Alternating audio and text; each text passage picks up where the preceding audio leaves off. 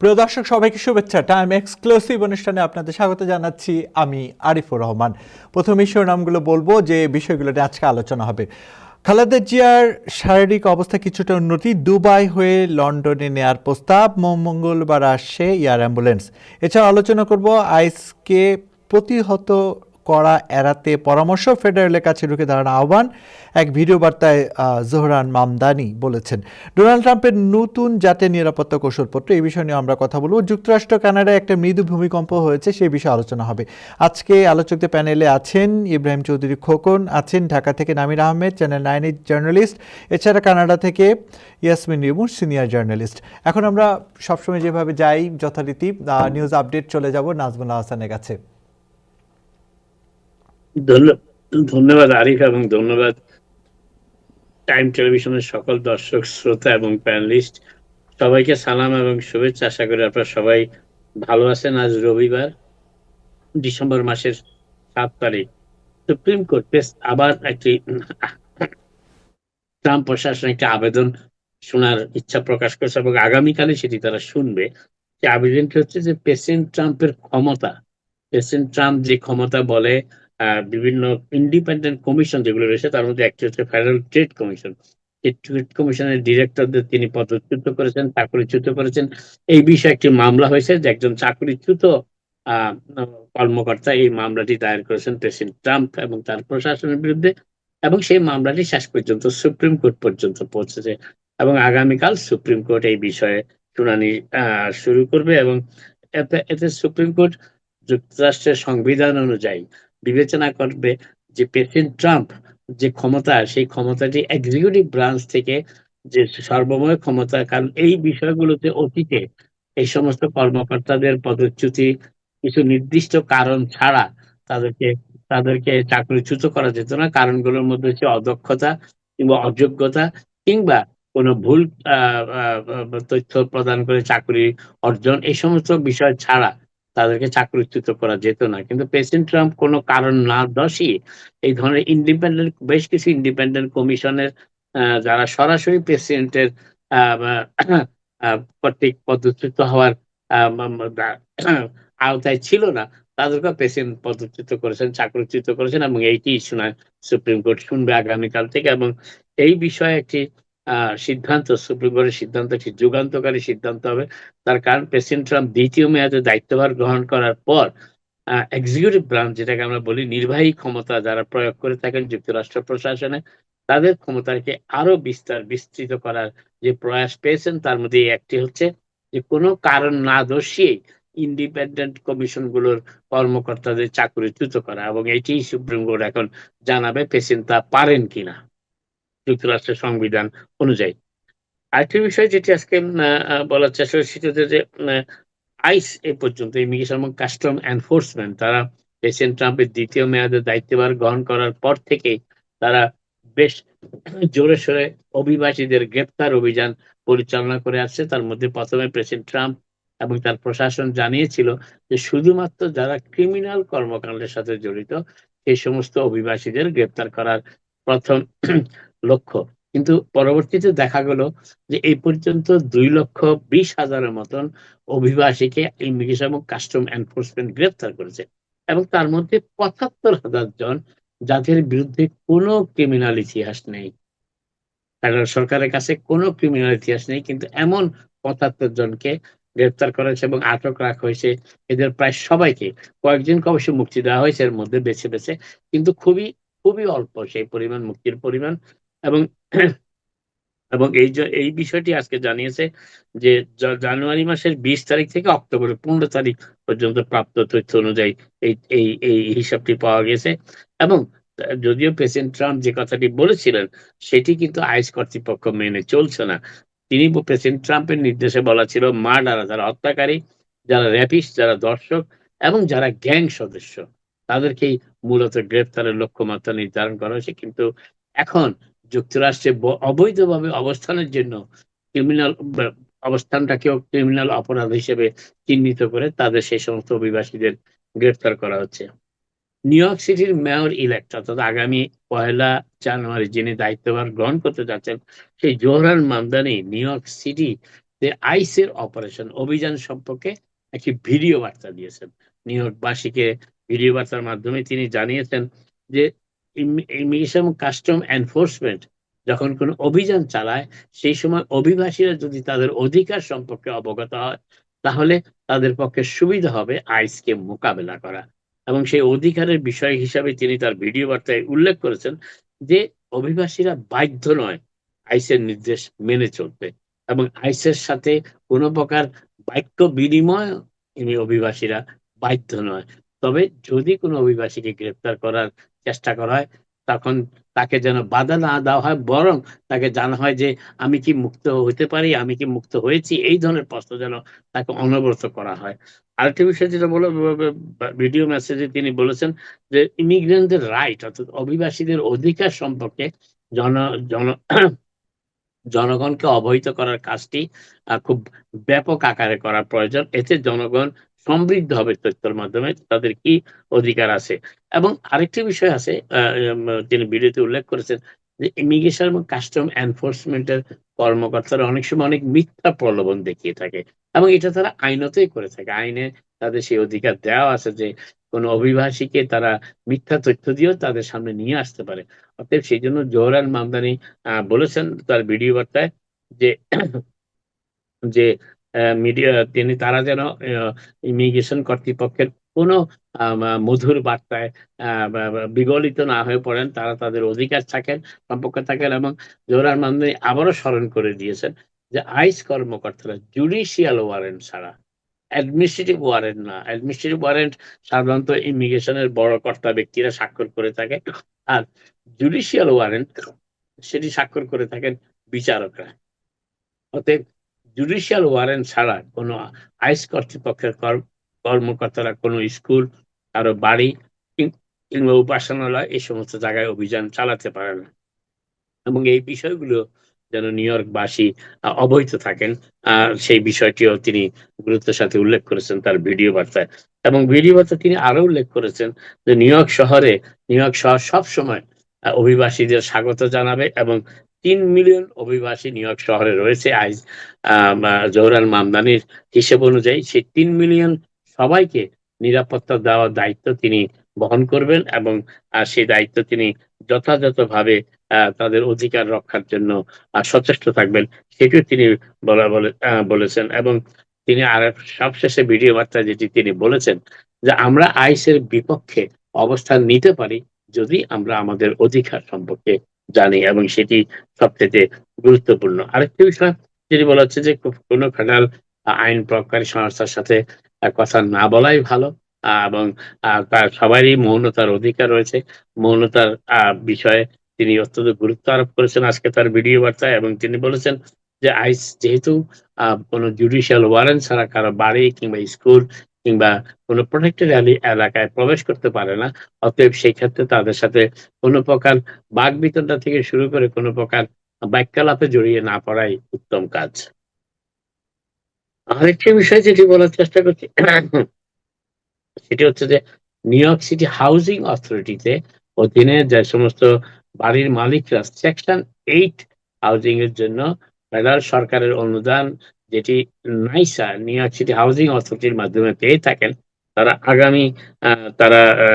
আগামী মাস থেকে, আগামী সপ্তাহ থেকে, না খুব দ্রুত, সপ্তাহ অবশ্য তারা বলেননি নাইসা কর্তৃপক্ষ, তারা বলছেন খুব দ্রুত তাদের পেমেন্টটি পাঠানো শুরু হবে। যারা সেকশন 8 আওতায় যারা তাদের বাড়ি ভাড়া দিয়েছেন, যারা বাড়ি ভাড়া নিয়েছেন তাদের কাছ থেকে, সাধারণত HUD হার্ড housing and urban development federal সরকার একটি প্রতিষ্ঠান, সেখান থেকে পাওয়ার পর বরাদ্দকৃত অর্থ পাওয়ার পরই সাধারণত এই সেকশন 8 এর ভাউচার গুলি নিউ ইয়র্ক সিটি কর্তৃপক্ষ প্রদান করে থাকে এবং সেটি আবার শুরু হবে।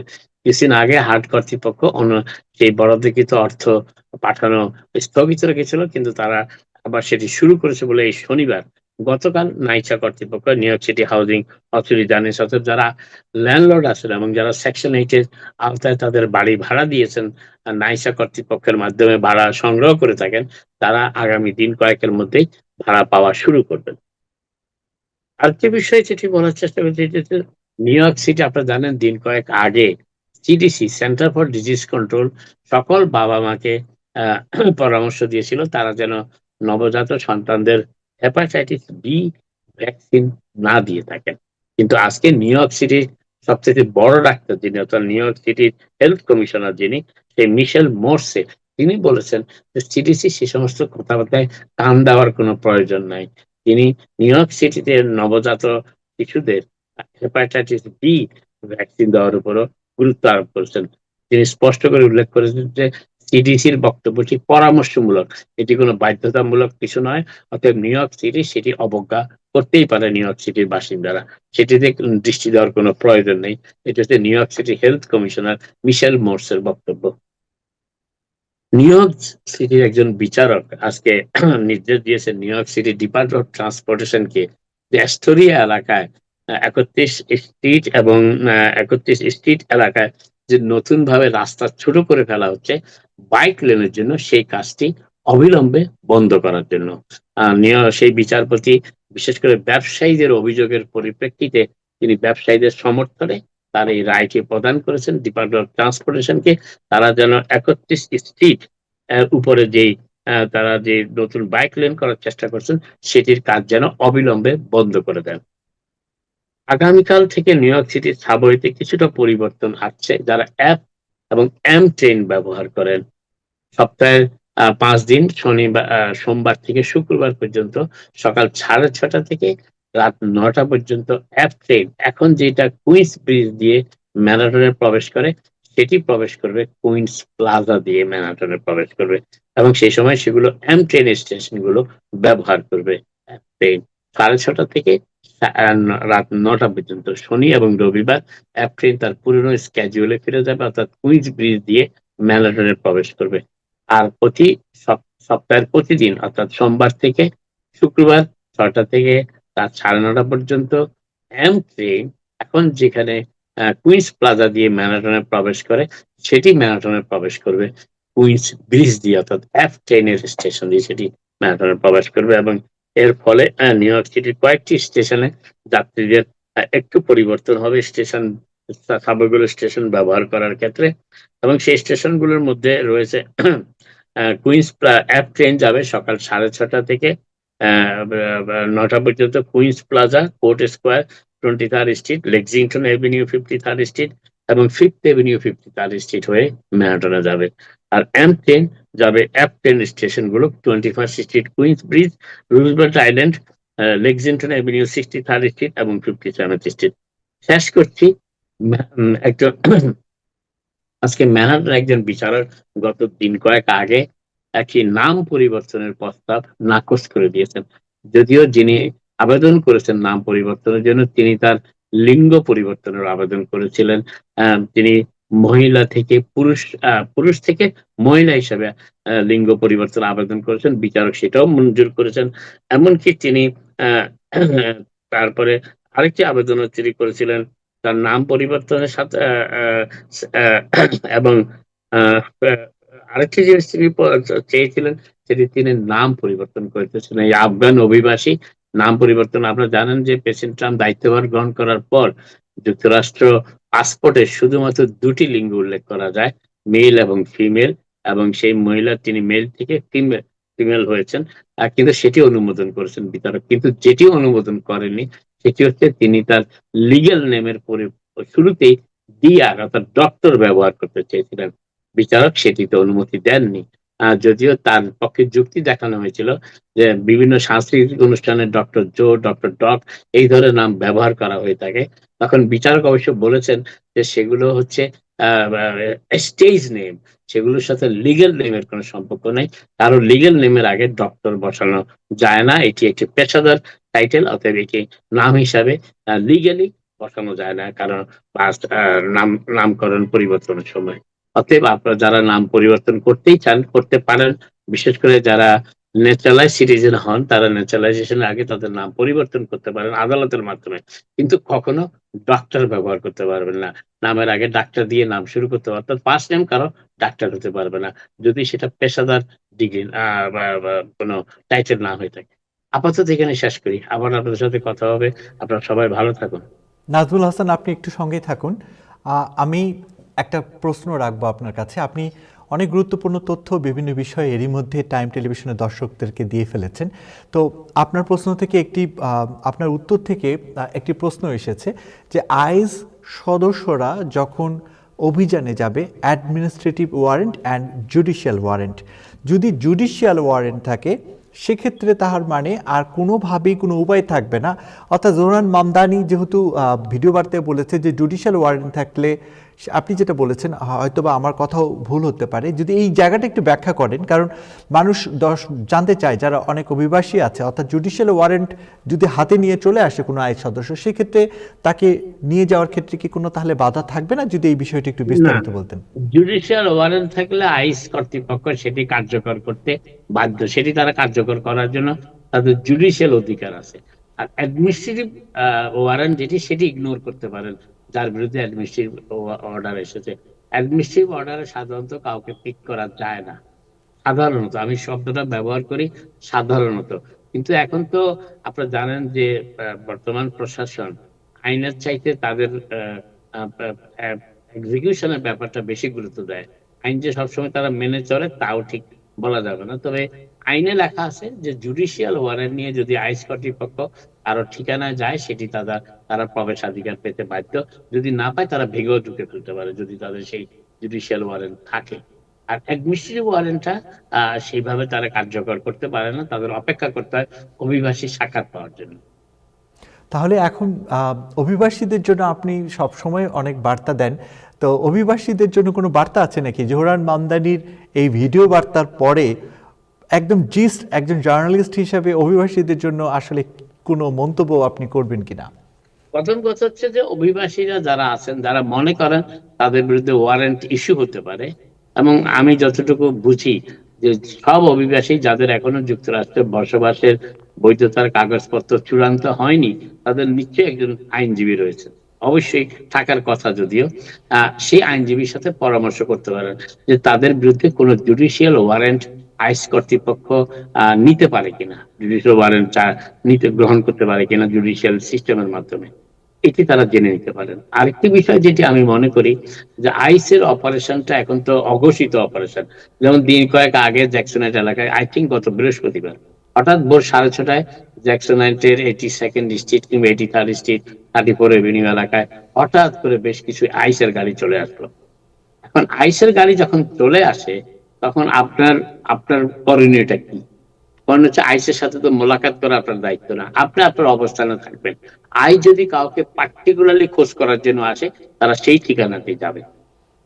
কিন্তু সেই সময় যদি তারা রাস্তায় মানুষ পায়, দেখে ঘোরাফেরা করতেছে, তাদেরকে কর্ডন করে তাদের সবাই যুক্তরাষ্ট্রে বসবাসের বৈধতা আছে কিনা সেটা তারা চাইতেই পারে, জানতেই পারে। অতএব সেই বিষয়টা সতর্ক থাকা উচিত। আইস যখন কোনো রেইড দেয়, তখন তারা স্পেসিফিক ঠিকানা কিংবা সেই মানুষটিকেই খুঁজতে আসে। আর যদি ওয়ার্ক প্লেস রেইড যেটাকে বলা হয়, সেটা সাধারণত বেশ অনেক মানুষ নিয়ে কাজের জায়গায় তারা হানা দিয়ে থাকে। কিন্তু জোহরান মামদানি যে বিষয়টা নিউ ইয়র্কবাসীকে ভিডিও মেসেজে দেওয়ার চেষ্টা করেছেন, সেটা হচ্ছে যে আপনারা আপনাদের অধিকারটা জানুন। আপনাদের অধিকারটা কি? আইসের সাথে মোকাবিলা করার জন্য আপনার অধিকার কি? আপনি চুপ থাকতে পারেন, সেটা একটি অধিকার। আইস যখন আপনাকে কোনো প্রশ্ন করবে, কিংবা আইস অনেকগুলো ট্যাকটিক ব্যবহার করে থাকে। যেমন ধরেন, তোমাকে ডিটেনশনে নিব না, যদি তুমি এমনিতেই চলে যেতে চাও, তোমারও $1000 দিব, তোমার প্লেন ভাড়া দিব। এতে অনেকেই কিন্তু গলেও যেতে পারে। আচ্ছা ঠিক আছে, ডিটেনশনে যাবো না, চেইন লাগিয়ে এয়ারপোর্টে নিবে, এটাও। এই জিনিসগুলো আইসের হচ্ছে ট্যাকটিক, এবং এই ট্যাকটিকের মাধ্যমেই তারা তাদের কাজগুলো সম্পাদন করার চেষ্টা করে। তো এই বিষয়টাও আজকে জোহরান মামদানি তার মেসেজে উল্লেখ করেছেন। আর সেটি হচ্ছে যে জোহরান মামদানির মূল বক্তব্যটা যদি আমি সংক্ষেপে বলে দেই, এটি হচ্ছে যে আপনারা এই বিষয়টাতে আপনার অধিকার জানেন। এখন অধিকারটা জানবেন কিভাবে? অধিকারের তো কোনো প্যাম্পলেট পুস্তিকা কোথাও আমার মনে হয় না পাওয়া যায়। যা পাওয়া যেতে পারে আপনার আইনজীবীর কাছে। কি অধিকার আছে আইস আসলে আপনি পেশ করবেন, সেটি একটা ব্যাপার। আরেকটা ব্যাপার হচ্ছে যে আপনারা আপনাদের কেসের ব্যাপারগুলো নিয়ে আইনজীবীদের সাথে পরামর্শ করেন, কারণ সবাইকে তো আইস ধরে নিয়ে যেতে পারবে না। যেমন যুক্তরাষ্ট্রে আপনার বৈধভাবে অবস্থান করার অধিকার আছে, আপনাকে তো আইস ধরতে আসবে না, যদি না, আবারও বলি, যদি না আপনার বিরুদ্ধে কোনো জুডিশিয়াল ওয়ারেন্ট কিংবা তাদের কোনো স্পেসিফিক অভিযোগ থাকে। সেটা একটা ব্যাপার আছে। সেখানে একটা, যেমন ধরুন এখানে এখন অনেকগুলো জিনিস একসাথে হয়ে যাচ্ছে। যেমন ধরুন আপনার বড় ধরনের একটা ফিন্যান্সিয়াল ক্রাইম এর সাথে জড়িত। এতদিন এই ফিন্যান্সিয়াল ক্রাইম এর বিষয়টা আ হোমল্যান্ড সিকিউরিটি কিংবা যারা ফেডারেল আইন প্রয়োগকারী সংস্থার অতটা নজরে ছিল না। কিন্তু এখন তারা যেকোনো অজুহাতে একজন অভিবাসীকে আটক করার জন্য সব ধরনের অপরাধকে একসাথে করে ফেলেছে। এই হচ্ছে মূল বিষয়টা। আপনাকে অনেক ধন্যবাদ, অনেক চমৎকার ব্যাখ্যা দিয়েছেন। আমার মনে হয় যে যারা অভিবাসী আছেন, জোহরান মামদানি যে ভিডিও বার্তা দিয়েছে, তারপরে আমরা সংবাদকর্মীরা চেষ্টা করছি সেটাকে ব্যাখ্যা করার, আপনি চমৎকারভাবে ব্যাখ্যা দিয়েছেন, আপনাকে অনেক ধন্যবাদ। এখন আমি ইব্রাহিম চৌধুরী খোকন আপনার কাছে যাব। আপনি কি আমার কথা শুনতে পাচ্ছেন? জি জি আপনাকে জি, ধন্যবাদ। জি জি, আপনার কাছে যে প্রশ্নটি রাখতে চাই সেটা হলো যে ডোনাল্ড ট্রাম্পের নতুন জাতীয় নিরাপত্তা কৌশলপত্র এবং ইউরোপ, এই বিষয়টা নিয়ে আপনার কিছু বলার আছে কিনা? হ্যাঁ, অনেক কিছুই বলার আছে। এটা হচ্ছে জাতীয় নিরাপত্তা কৌশলপত্র। এটা ন্যাশনাল স্ট্র্যাটেজিক যে পেপার, সেটা প্রত্যেকটা মার্কিন প্রেসিডেন্ট তার নিজের মতো করে সময়ের পরিবর্তনে এটা করেন। তো প্রেসিডেন্ট ডোনাল্ড ট্রাম্প ক্ষমতায় আসার পর থেকে যেটা নিয়ে তিনি কাজ করতেছিলেন যে আমেরিকা ফার্স্ট নীতি, আমেরিকা ফার্স্ট নীতি, যে এই ফার্স্ট নীতির উপর যে সর্বশেষ কৌশলপত্রটা 33 পৃষ্ঠার, এইটা গত বৃহস্পতিবার রাত থেকে বা শুক্রবারই আমরা এটা বিভিন্ন সংবাদপত্রে দেখেছি। আর এটা কংগ্রেসে পেশ করা হবে, পাস করা হবে, কিন্তু এটা শুরু থেকে বিতর্ক হচ্ছে। বিতর্কের বিষয় অভ্যন্তরীণ যেমন আছে, আন্তর্জাতিক বিষয় আছে। মূল বিষয়টা হল কৌশলপত্রটা কি। এটা যে স্ট্র্যাটেজিক ট্রেনিং এর মাধ্যমে আমেরিকা সারা বিশ্বব্যাপী তার যে খবরদারি, তার যে বিশ্ব বৈশ্বিক যে সম্পর্ক, সেটা বজায় করে রাখে। এবং আরেকটা কৌশল হচ্ছে যে আমেরিকার অভ্যন্তরীণ নীতিতে কোন বিষয়গুলো প্রাধান্য পাবে দীর্ঘমেয়াদী, সেটা এই কৌশলপত্রে বলা থাকে। তো এই প্রথমবারের মতো প্রেসিডেন্ট ডোনাল্ড ট্রাম্প তার কৌশলপত্রে ইউরোপের সভ্যতা বিলুপ্তির পথে এই কথাটা বলে। আমরা জানি যে পশ্চিমা সভ্যতাকে আমরা একভাবেই দেখি, এবং মার্কিন সভ্যতা কখনোই সরাসরি কনফ্লিক্টে যায় নাই। সাম্প্রতিক ইতিহাস যদি দেখি আমরা, দ্বিতীয় বিশ্বযুদ্ধ পরবর্তী যে আন্তর্জাতিক রাজনীতি, সেখানে ইউরোপ আমেরিকা একসাথেই দীর্ঘ সময় চলেছে। এবং এইবার প্রথমবারের মতো প্রেসিডেন্ট ডোনাল্ড ট্রাম্প বলেছেন যে ইউরোপ যদি এই অবস্থায় থাকে তাহলে ইউরোপীয় সভ্যতা বিলুপ্তির পথে। এটা এটা এটা মানে ইউরোপের এলিটদের এবং ইউরোপ মনস্ক যে সমস্ত বুদ্ধিজীবী আছেন তাদেরকে খুবই আহত করেছে এটা। এখন প্রেসিডেন্ট ডোনাল্ড ট্রাম্প এটার বেশ কিছু কারণ উল্লেখ করেছেন ওই কৌশলপত্রে। এই কারণ হচ্ছে যে এই কারণগুলো অনেকগুলোর সাথেই কিন্তু উদারনৈতিক ভাবধারা গুলো যায় না। যেমন প্রেসিডেন্ট ডোনাল্ড ট্রাম্প বলেছেন যে মানে ইউরোপ এখন অধিকার ওই যে পরিবেশ বিষয়ক সচেতনতা করতে গিয়ে তাদের উৎপাদন হ্রাস হচ্ছে, জ্বালানি নির্ভরতা রাশিয়ার উপর বেড়ে যাচ্ছে, তাদের জনসংখ্যার হার এমন ভাবে মানে নিয়ন্ত্রণ হচ্ছে, সেলফ কন্ট্রোল যেটা ওইটা হয়ে যাচ্ছে, এবং ইউরোপে এই দেশগুলিতে সাদা মানুষের আধিপত্য আর থাকবে না।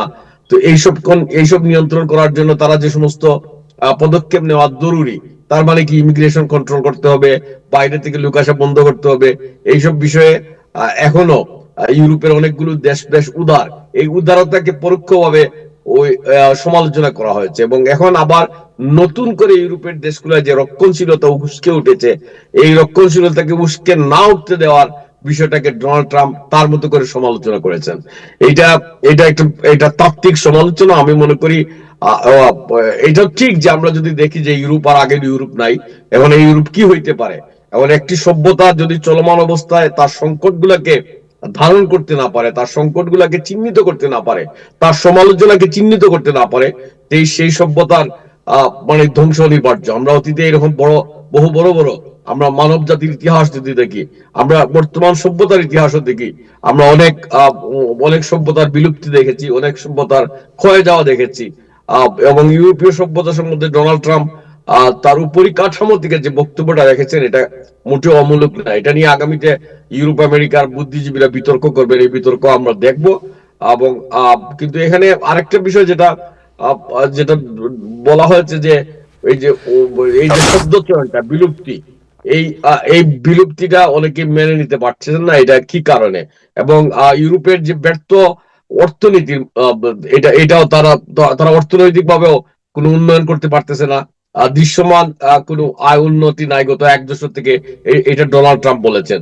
এবং এটা ডোনাল্ড ট্রাম্প বলার মধ্য দিয়ে যেটা বলতে চেয়েছেন যে আমেরিকা এখন আর বাইরের যে মানবাধিকার, গণতন্ত্র এইসব নিয়ে মানে যে সমস্ত কথাবার্তা বলতো এইসব না, আমরা আমাদের দিকেই নজর রাখবো।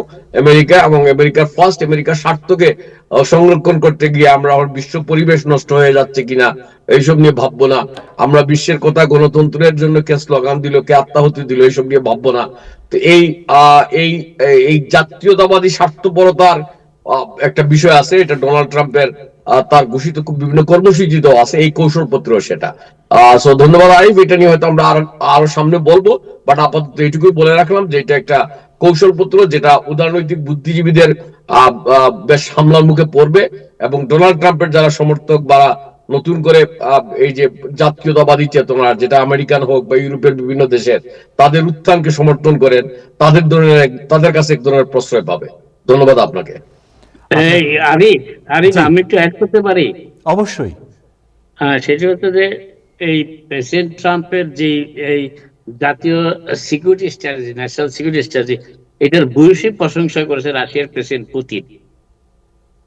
এবং পুতিন বলেছেন যে এতদিন পরে আমেরিকার বোধোদয় হলো, এবং যেটি রাশিয়া দীর্ঘদিন ধরে বলে আসছে ইউরোপের দেশগুলোর ব্যাপারে, প্রেসিডেন্ট ট্রাম্পের স্ট্র্যাটেজিতে সেই জিনিসটা স্পষ্টভাবে উঠে এসেছে। এই জন্যই প্রেসিডেন্ট ট্রাম্পের প্রশংসা করেছেন রাশিয়ার প্রেসিডেন্ট পুতিন।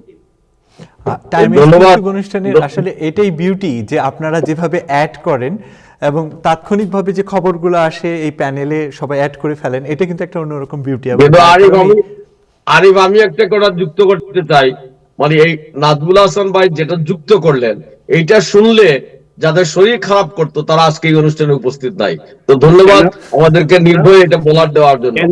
যে কোনো কারণে আমার প্রেসিডেন্ট প্রশংসিত হলে আমি খুশি হই। জি, আসলে তবে আরেকটা কথা আরিফ, যেটা গত পরশুদিন আমার মনে হয় ইউরোপীয় ইউনিয়নের সেক্রেটারি বলেছেন যে আমাদের কোনো গতি নাই, রাশিয়া, প্রেসিডেন্ট ট্রাম্প এবং আমেরিকা আমাদের গালমন্দ করলো, আমেরিকার সাথে থাকা ছাড়া আমাদের কোনো গতি নাই। খুব স্বাভাবিকভাবেই আপনাদের কেমিস্ট্রিগুলো আসলে অসাধারণ, এবং আপনারা যেভাবে কথা বলেন, অ্যাড করেন, এটা সত্যি ভালো লাগার মতো। এবং টাইম টেলিভিশনের এই অনুষ্ঠানটিতেই স্বাভাবিকভাবে দর্শকরা সেটা কিন্তু উপভোগ করে। আপনারা দুজনই থাকবেন। এবার ঢাকা থেকে নামিরা আহমেদ আমাদের সাথে যুক্ত হবেন, চ্যানেল 9-এ সংবাদকর্মী হিসেবে কাজ করছেন। আপনারা দুজন প্রশ্ন রাখতে পারেন। আমার যেটা প্রশ্ন নামিরা আহমেদের কাছে আছে, যে খালেদা জিয়ার শারীরিক অবস্থা সংকটাপন্ন, এর মধ্যে হঠাৎ করে একটু খবর আসলো যে কিছুটা উন্নতি হয়েছে। আপনি যদি এই বিষয়ে কথা বলতেন, পাশাপাশি নির্বাচন কমিশনও আমরা দেখলাম যে এক ধরনের আপডেট খবর আপনি সংগ্রহ করেছেন, একটা রিপোর্টও দেখলাম। খালেদা জিয়ার প্রশংসা এবং নির্বাচন কমিশন প্রসঙ্গে যদি দর্শকদেরকে বলতেন। প্রথমত অসংখ্য ধন্যবাদ আপনাকে। খালেদা জিয়ার বর্তমান অবস্থা, তার যিনি চিকিৎসক আছেন ডক্টর জাহিদ হোসেন, তিনি বলেছেন যে অবস্থা আসলে আগের মতোই আছে, তবে এখন পর্যন্ত তাদের মনে হচ্ছে না যে দেশের বাহিরে তাকে আসলে নিয়ে যাওয়ার মতো স্টেবল তিনি। যখন মনে হবে তখন আসলে তাকে দেশের বাইরে নিয়ে যাওয়া হবে। এ পর্যন্ত বর্তমানে তার শারীরিক অবস্থার আপডেট এইটুকুই। এবং অনেকেই বিভ্রান্তকর কিছু তথ্য ছড়াচ্ছে যে হয়তো নিয়ে যাওয়া হবে না, বা কোনো কারণে হচ্ছে এয়ার অ্যাম্বুলেন্স এসে পৌঁছায়নি, যে জিনিসটা আমরা পূর্বে দেখেছি। কিন্তু এয়ার অ্যাম্বুলেন্সের প্রস্তুতি নেওয়া অলরেডি শেষ, এবং বর্তমানে যুক্তরাজ্যের চিকিৎসক যারা আছেন তাদের চিকিৎসার মধ্য দিয়েই সে তার একটা টাইম যাচ্ছে। এবং বেশ দুদিন আগে ডক্টর জোবাইদা রহমান, তার পুত্রবধূও দেশে এসে পৌঁছেছেন, এবং তিনিও কিন্তু ডক্টরদের বোর্ড মিটিং এ, আমরা জানি তিনি নিজেও একজন চিকিৎসক, তিনিও কিন্তু ডক্টরদের সঙ্গে বোর্ড মিটিং এ যুক্ত হচ্ছেন তার বর্তমান অবস্থার, সংকটাপূর্ণ অবস্থার আপডেট নেয়ার জন্য। এবং সব ধরনের প্রস্তুতি নেওয়া শেষ। যখন তাকে উপযুক্ত মনে হবে দেশের বাইরে নিয়ে যাওয়ার জন্য, যেহেতু এটা অনেক লম্বা একটা সময়, তখনই আসলে নিয়ে যাওয়া হবে। এছাড়া নির্বাচন কমিশন কেন্দ্রিক কোনো আপডেট আর খবর আছে কি আপনার? হ্যাঁ, নির্বাচন কমিশন নিয়ে বর্তমানে যে আপডেট আছে, যে কথাটা আমরা শুনেছিলাম যে ডিসেম্বরের দ্বিতীয় সপ্তাহে কিন্তু তফসিল ঘোষণার একটা সম্ভাবনা রয়েছে। এবং রেওয়াজ অনুযায়ী তফসিল ঘোষণার আগ দিয়ে ঠিক রাষ্ট্রপতির সঙ্গে নির্বাচন কমিশনের যারা অন্তর্ভুক্ত থাকেন তারা কিন্তু দেখা করেন রাষ্ট্রপতির সঙ্গে, এবং রাষ্ট্রপতির সঙ্গে সাক্ষাৎ করতে যাবেন 10 ডিসেম্বর। তো 10 ডিসেম্বর যখন নির্বাচন কমিশন, প্রধান নির্বাচন কমিশনারের নেতৃত্বে নির্বাচন কমিশন যাবেন রাষ্ট্রপতির সঙ্গে সাক্ষাতে, সেই জায়গা থেকে 11 ডিসেম্বর অর্থাৎ বৃহস্পতিবার কিন্তু একটা সম্ভাবনা আছে তফসিল ঘোষণার। আপনি তো সংবাদ সংগ্রহ করছেন, সম্ভাবনা নাকি তফসিল ঘোষণা হবেই, কোনটা মনে হচ্ছে আপনার? না, আসলে এই মুহূর্তে এখন অবধি কোনো কিছুই বলা হয়নি, এক্সাক্ট কোনো কিছু বলা হয়নি। তবে 10 ডিসেম্বর রাষ্ট্রপতির সঙ্গে দেখা হবে, এটা একটা রেওয়াজ, এবং মূলত বাংলাদেশের প্রেক্ষাপট যতগুলো নির্বাচন এ পর্যন্ত হয়েছে, রাষ্ট্রপতির সঙ্গে যেদিন সাক্ষাৎ হয়েছে তার পরের দিনই তফসিলটা ঘোষণা হয়েছে।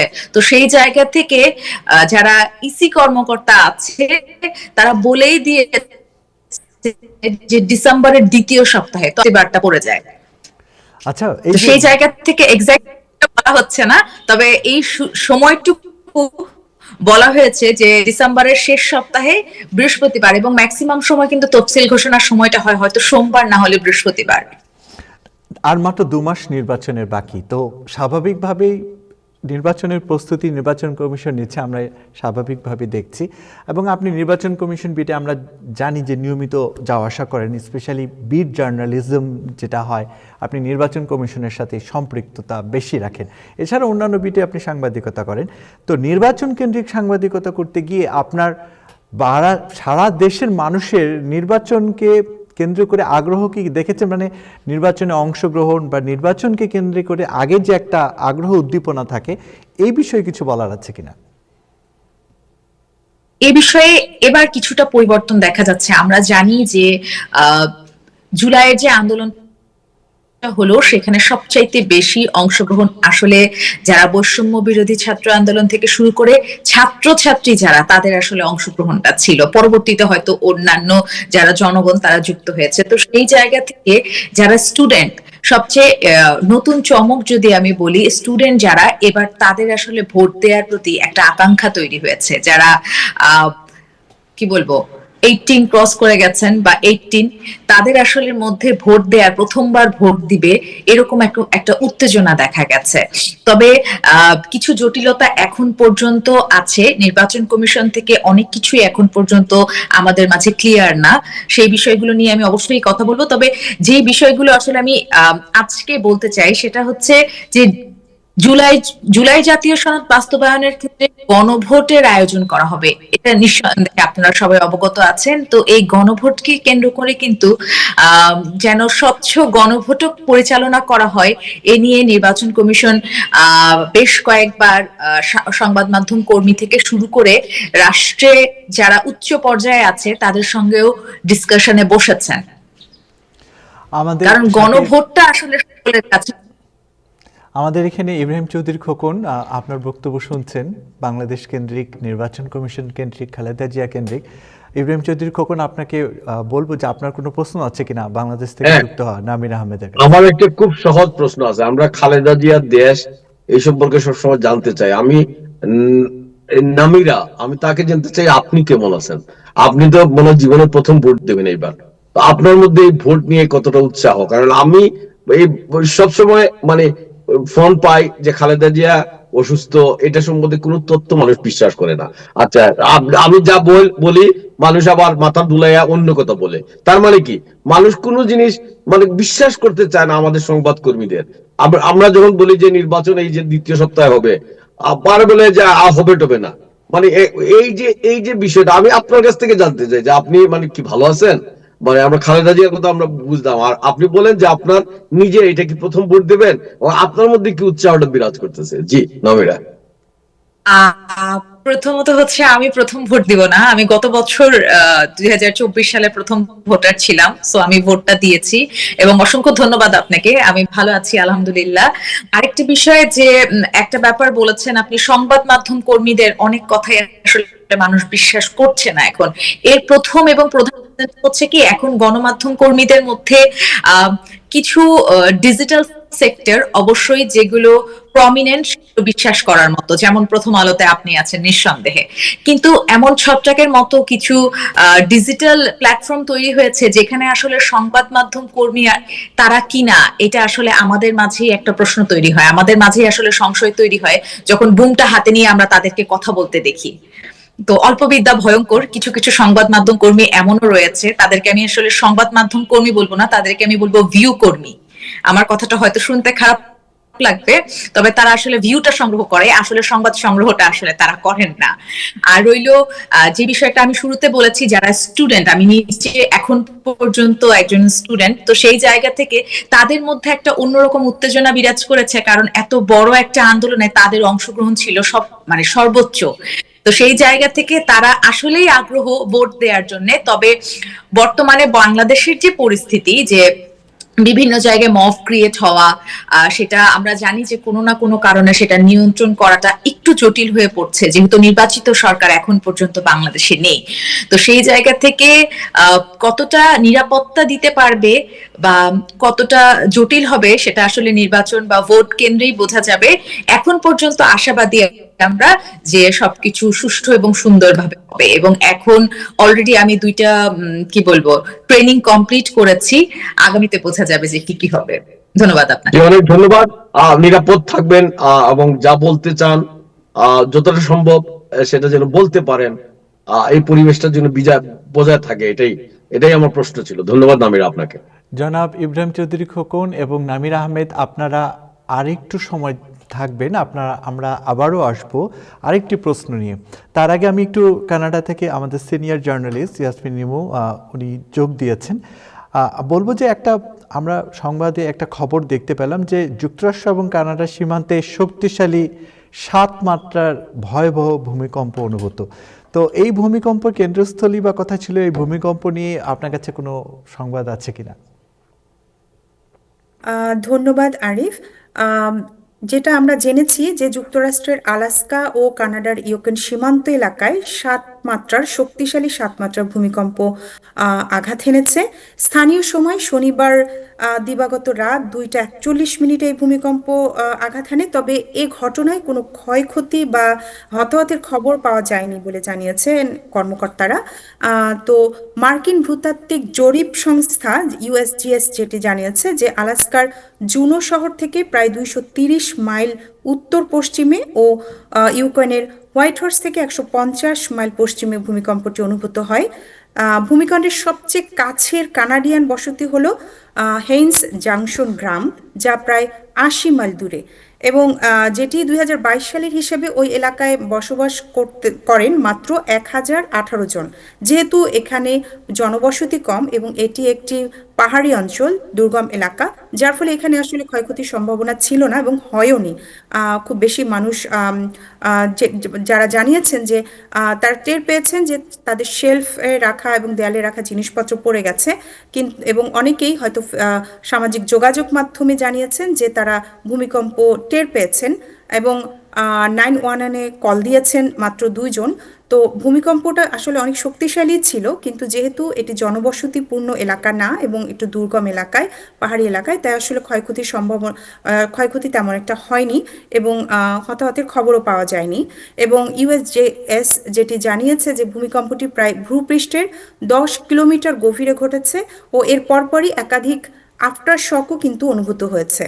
তো white horse royal Canadian mounted police জানিয়েছেন যে ভূমিকম্প নিয়ে তারা মাত্র 2টি 911 কল পেয়েছেন, এবং মানুষ সামাজিক মাধ্যমে, যেটি আমি আগেই বলেছি, যে জানিয়েছে যে তারা ঝাঁকুনি টের পেয়েছেন। তো এই ছিল আমার কাছে। আরেকটু অ্যাড করব যে আমরা জানি যে কোনো ধরনের প্রাকৃতিক দুর্যোগ হওয়ার আগে পূর্বাভাস থাকে, প্রস্তুতিও থাকে। তো এই প্রাকৃতিক যে দুর্যোগটি হলো, তার আগে কি কোনো রকম প্রস্তুতি ছিল বা এটা নিয়ে কিছু বলার আছে আপনার? না, এটা ভূমিকম্পর বিষয়টা যে প্রাকৃতিক আগে থেকে যে জানা যায় বিষয়টা কিন্তু তেমন না, খুব একটা জানা যায় না, এবং এটা নিয়ে আসলে তেমন প্রস্তুতিও ছিল না। তবে এটা হওয়ার পরে এখন প্রশাসন এটা নিয়ে ভাবছে, তারা নড়ে চড়ে বসছে, যেহেতু এরকম একটা বড় ধরনের 7 মাত্রা কিন্তু অনেক বড় ধরনের একটা ভূমিকম্প হয়েছে। তো এইটা নিয়ে তারা ভাবছে, তারা দেখছে, তারা চিন্তা করছে যে এটা যেন আর কোনোভাবে এবার হয়নি ক্ষয়ক্ষতি, হয়তো ভবিষ্যতেও যেন না হয়, সেটি নিয়ে তারা চিন্তা ভাবনা করছে এবং সেই অনুযায়ী তারা কাজ করছে। আপনাকে ধন্যবাদ। আপনি বাংলাদেশে দীর্ঘ সময় সাংবাদিকতা করেছেন, এখন কানাডায়ও আছেন। মাঝে মাঝে সংবাদপত্রের নেশা আপনাকে টেনে নিয়ে যায়, আমরা জানি। টাইম টেলিভিশন যোগ দিয়েছেন, আমরা মাঝে মাঝেই আপনার সাথে যুক্ত হব কানাডার বিভিন্ন খোঁজখবর নিয়ে।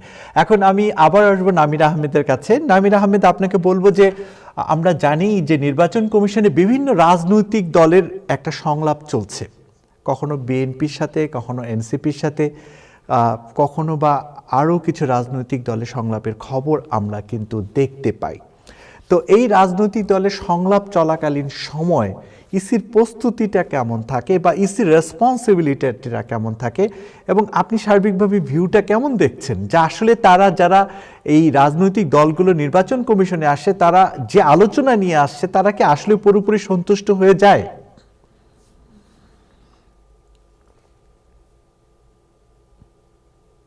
ধন্যবাদ আপনাকে।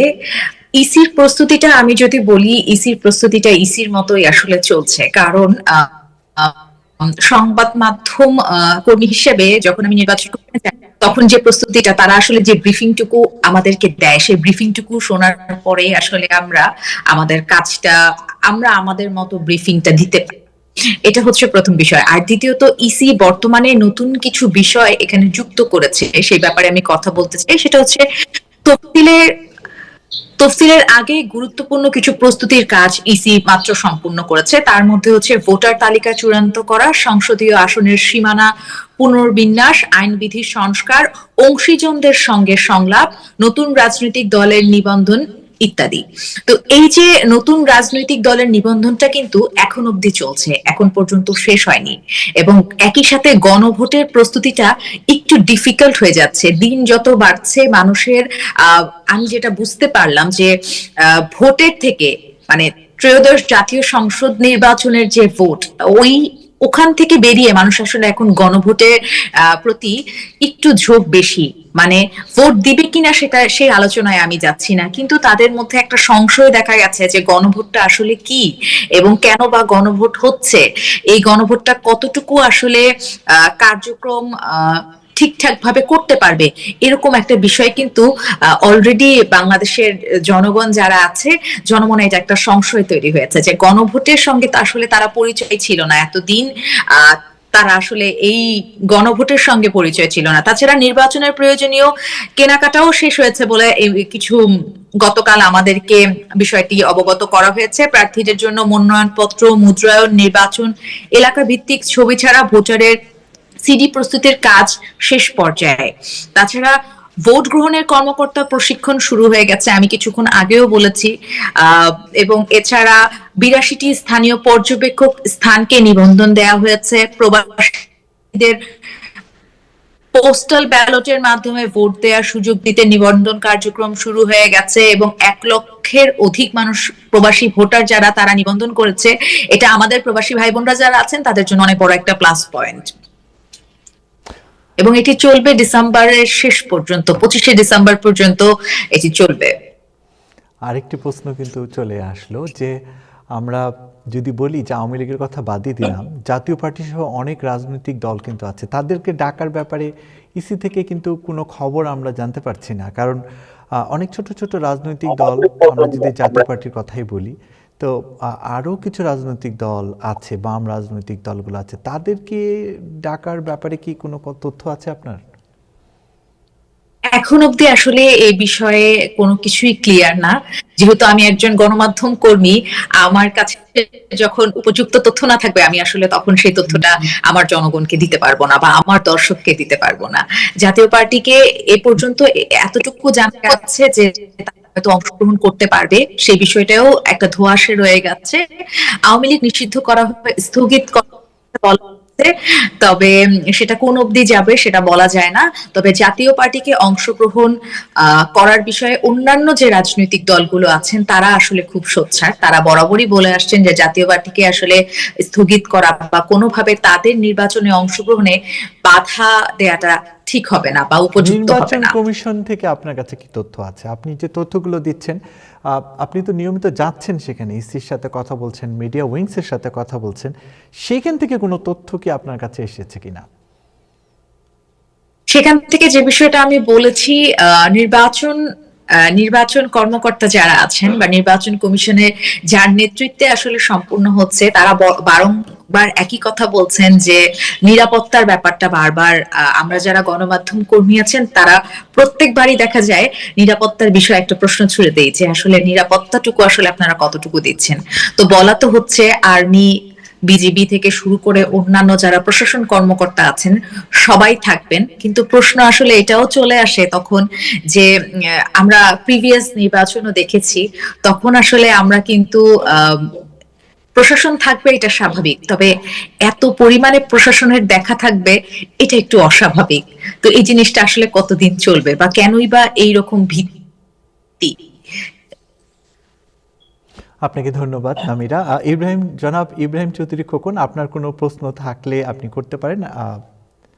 না, আমার প্রশ্ন আমরা এত দূর থেকে জানি না তারা যে মানে তারা যে তথ্য একজন সংবাদকর্মী কি করতে পারে, তার কাছে যে তথ্য আছে সেটা তার নিজের মতো করে পরিবেশন করবে। এবং আমরা নামের কাছ থেকে যে প্রাতিষ্ঠানিক সংবাদপত্রের তথ্যগুলো আছে, এখন জানা গেছে, বোঝা গেছে, সন্দেহ করা গেছে, এগুলা যারা ওই বুম নিয়ে ঘুরে তাদের কাছ থেকে জানবো, আমরা এটা নিয়ে জল্পনা কল্পনা করবো। কিন্তু আমি মনে করি যে যে সমস্ত তথ্য আমাদের হাতে আসে, এখন তথ্যগুলা কেন মানুষ আস্থায় নিতে পারতেছে না, কেন এখনো মাত্র 2 মাস পরে নির্বাচন হবে, এটার অনেক কারণ আছে, অনেক ব্যাখ্যা আছে। তো এগুলো আমরা না যাই, এবং আপাতত আমরা আশা করি যে দ্রুত একটা নির্বাচনের মধ্য দিয়ে দেশটা গণতন্ত্রের পথে দুর্বল হইলেও একটা যাত্রা শুরু করবে, যেটা একসময় সবল হবে। আমাদের এই প্রত্যাশা করা ছাড়া আর কিছু নাই। এবং আপনারা নিরাপত্তা বোধটা, এখন একজন সংবাদকর্মীকে, একজন নাগরিককে রাষ্ট্র কতটা নিরাপত্তা দিতে পারে যদি সে নিরাপত্তাহীনতায় ভোগে, এটা আমরা বুঝি। আমি তো এখন ভাই মানে এখান থেকে দেখে রীতিমতো ভয় করি। আমরা 30-40 বছর আগে দেশ ছাড়ছি, আমাদের কোনো অভিজ্ঞতাই নাই এখনকার যে মব সংস্কৃতি, এখনকার যে মানুষজন যেভাবে আপনাকে হামলা করে। এখন আপনারা এইসবের মধ্যে যে সাংবাদিকতা করেন, ইট ইজ ব্রেভ ওয়ার্ক। আমি তো পারবো না। মানে মানে তখন তো দেশের মানে তখন কেউ কিছু বলতো না, তখন বড় জোরে সমালোচনা করতো। এখন তো আপনার উপরে পারলে হামলা করে বসবে। সো এই সমস্ত বিষয়ে আপনারা সংবাদকর্মীরাও নিরাপত্তার মধ্যে থাকবেন, এবং নাগরিকদের নিরাপত্তা বোধটা নিজেদের মধ্যে যদি জাগ্রত না হয়, রাষ্ট্র নাগরিককে নিরাপত্তা নিশ্চিত করতে পারে না। কিন্তু রাষ্ট্রের যে দায়িত্ব আছে সেটা প্রশাসনিক ভাবে কতটা সক্ষম এই সরকার, ইতিমধ্যে আমরা দেখেছি। হয়তো তারা আরো বেশি যত্নবান হবেন এবং সমস্ত নাগরিকদের সংশয় দূর করবেন, এই প্রত্যাশা থাকলো। জি, জনাব ইব্রাহিম চৌধুরী খোকন, আপনাকে ধন্যবাদ আমাদের এই আয়োজনে যোগদানের জন্য। ধন্যবাদ নাজমুল হাসান, ধন্যবাদ নামিরা আহমেদ, ধন্যবাদ ইয়াসমিন নিবু, আপনারা সকলকেই অসংখ্য ধন্যবাদ। দর্শক, আজ এই পর্যন্তই টাইম এক্সক্লুসিভ অনুষ্ঠান। আপনারা ভালো থাকুন, সুস্থ থাকুন, টাইম টেলিভিশনের সঙ্গে থাকুন।